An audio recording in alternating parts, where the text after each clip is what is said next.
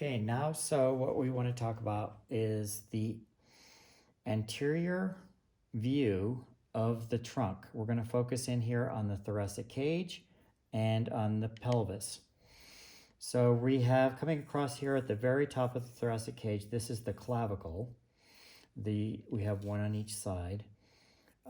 Then we have the scapula, which wraps around here, and this portion of the scapula is known as the acromion. Where the acromion meets the clavicle, it's known as the acromion process. Right beneath here, we have the coronoid, and this is also part of the scapula as well. In the thoracic cage, we have the main structure that runs down the front. This is known as the sternum. This top section is the manubrium. The middle section, which is the body of the sternum, is known as the gladiolus.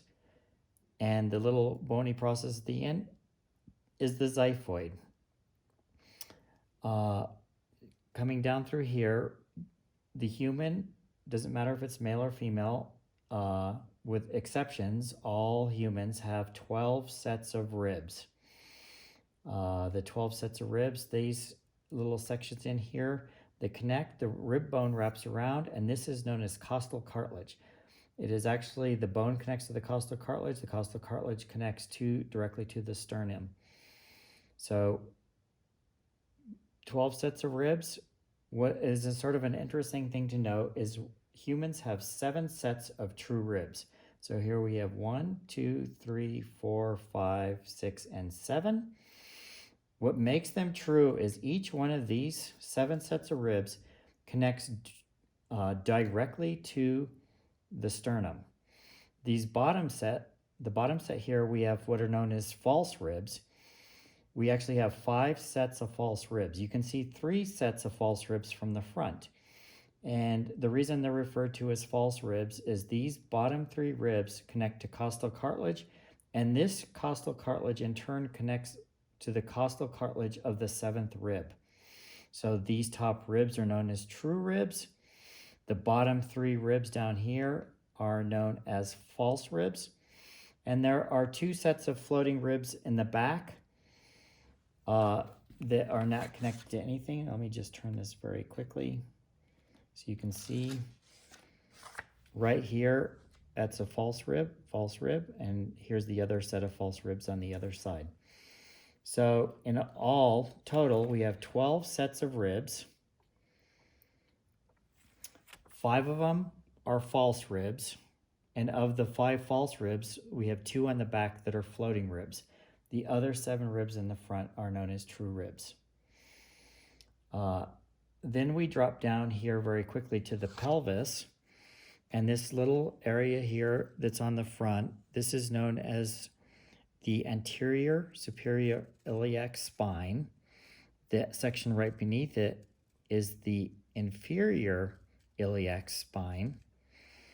The section on the top part of the pelvis here, this is the it's the superior border of the ilium, and inside here, this section that we have in here, all of this area is the ilium.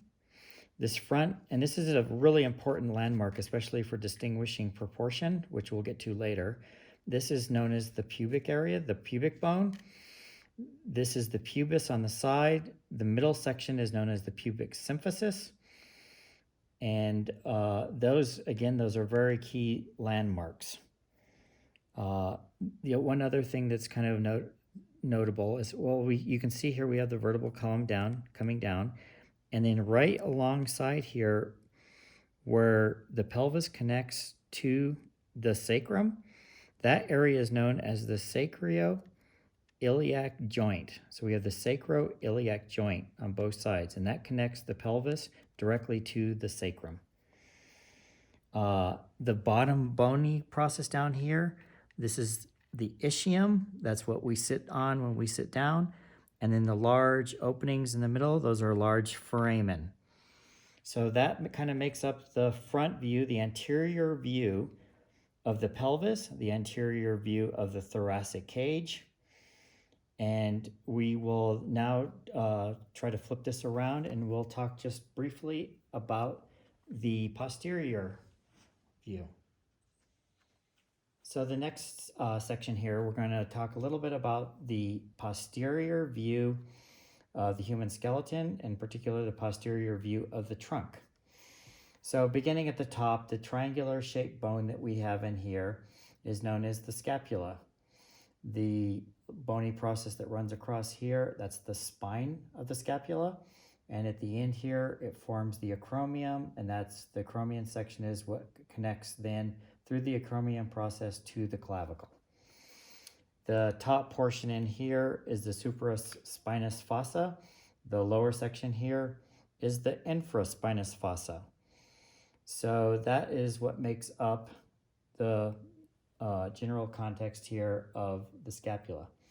Now we have the thoracic cage. Again, there are 12 sets of ribs in the thoracic cage. We can see all 12 sets of ribs from the back. You can only see 10 sets of ribs from the front.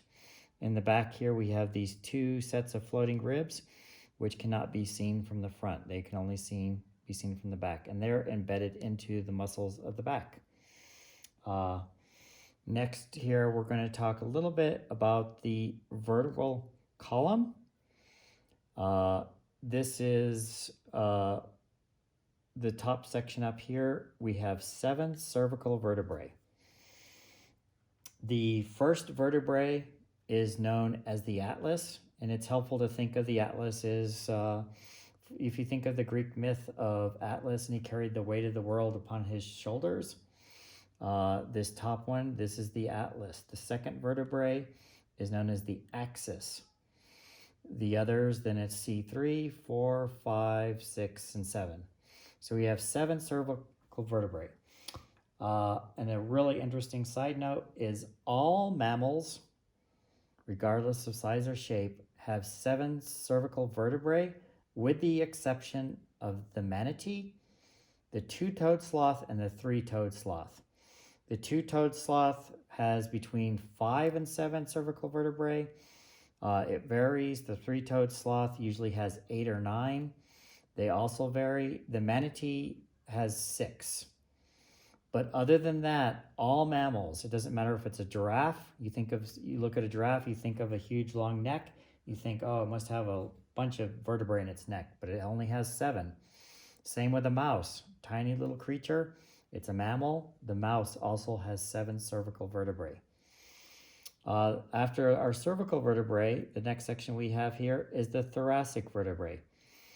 And a good general rule of thumb to remember or to keep in mind, it's accurate almost all the time, there's always exceptions, but the number of sets of ribs that the creature has, whatever type of mammal it is, will have the same number of thoracic vertebrae.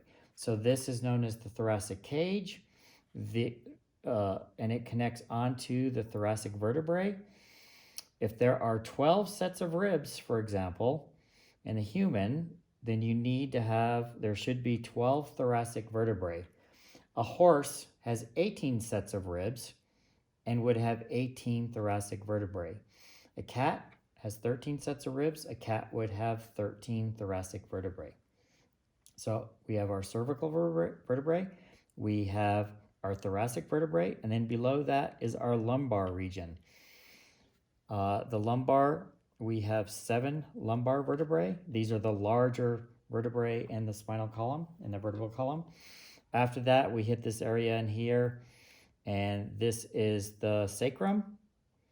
The sacrum fuses as you move on in life. It's softer and more malleable when you're younger, but there are 5 vertebrae in your sacrum. And then very far down here at the bottom, the little tip, we have our coccyx, which is the remnants of a tail. If you were a cat or a dog, these would be known as caudal bones. But in the human, they're known as the coccyx. And we have between 3 and 5 coccyx bones. Most people have 4. Getting to the back of the pelvis again, just very quickly. We have right along here, this is the superior border of the ilium, this whole section right here. And it would wrap around to the front. And then we have the iliac fossa in here. And then this very bottom section right here, we have the ischium down here. And then right in there, we have the sacral tuberosity. And that is the general makeup of the pelvis. So just a quick review, we have the scapulas, we have the 12 sets of ribs, including the 2 floating sets.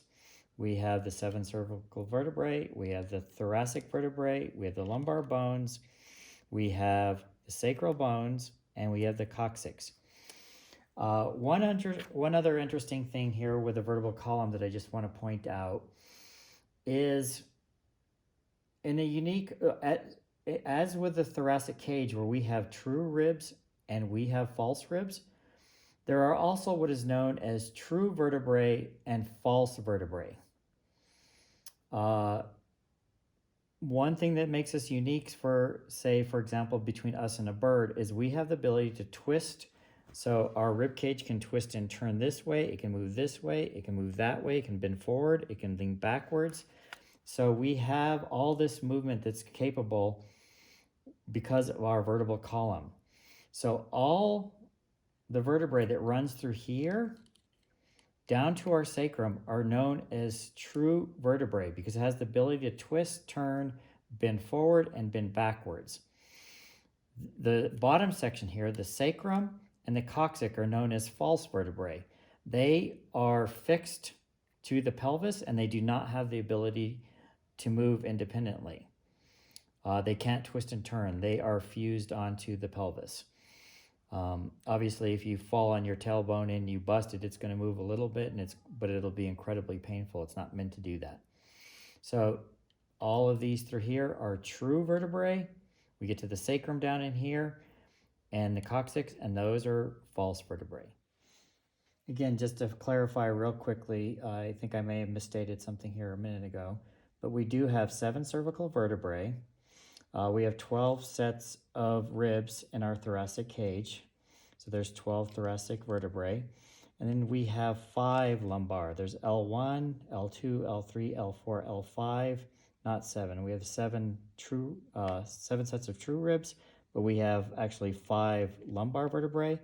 And we have 5 bones in our sacrum. And again, 3 to 5 bones in the coccyx. So that should kind of sum up the posterior view of the trunk, the posterior view of the human trunk.